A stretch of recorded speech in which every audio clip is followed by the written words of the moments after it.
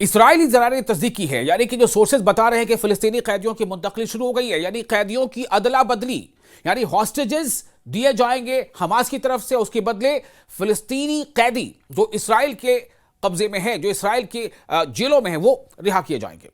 तो ऐसी खबरें हैं कि इसका सिलसिला, इसका प्रोसेस शुरू हो चुका है। जुमे की दोपहर को ही नाफिजुल अमल होने वाली जंग बंदी के मुआहदे के तहत 72 घंटे के अंदर कैदियों का तबादला शुरू होना था। यानी कि जैसे ही सीजफायर का जो लागू हुई है उसके 72 घंटों के अंदर ये कैदियों का तबादला होना था। यानी कि जो बंधक हैं हमास के पास, उनको वापस करना है। इसराइल में जो फलस्तीनी कैदी हैं उनको इसराइल वापस करेंगे।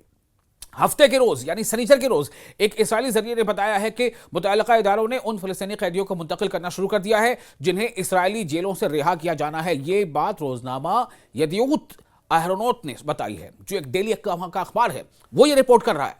यानी कि इसमें सदाकत है। जो सोर्सेज बता रहे हैं उनके मुताबिक दूसरी जानिब हमास ने भी इसराइली जो बंधक हैं उनके पास, उनमें से जिंदा अफराद की रिहाई की तैयारी शुरू कर दी है ताकि उन्हें आइंदा पीर को हवाले किया जा सके। उधर हमास की रहनुमाओं का अंदाजा है कि लाशों की हवालगी में कुछ वक्त लग सकता है, चूंकि डेड बॉडीज को भी दिया जाना है। जो डेड बॉडीज हमास के पास हैं, जो बंधक थे, जो अब नहीं रहे, यानी कि जो जिंदा नहीं रहे, उनको भी वापस किया जाना है। उसके बदले भी जो इसराइल जो है वो फिलिस्तीनी कैदियों को रिहा करेगा। खुद बेंजामिन नेतन्याहू ने कहा है कि गुज़श्ता चंद दिनों से बार बार ये मौक़िफ़ दिलाते रहे हैं कि मक़विया ख़्वाह जिंदा हो या मुर्दा, सबको वापस लाया जाएगा। ये तब्दीली, ये डेवलपमेंट उस वक्त हुई है जब इसराइली हुकूमत ने गजा में जंग बंदी और हमास के साथ तय पाने वाले मुआहदे की, यानी जो अग्रीमेंट है उसकी मंजूरी दे दी है, जिसके तहत इसराइली फ़ौज मुतय्यन करदा खतूत के मुताबिक इनखला अमल में लाएगी। तो इस तरह सदर डोनाल्ड ट्रंप को भले ही नोबेल प्राइज ना मिला हो, लेकिन उन्होंने जो कोशिशें की हैं इससे भी इनकार नहीं किया जा सकता। हालांकि ये हालात यहां तक पहुंचे ही क्यों?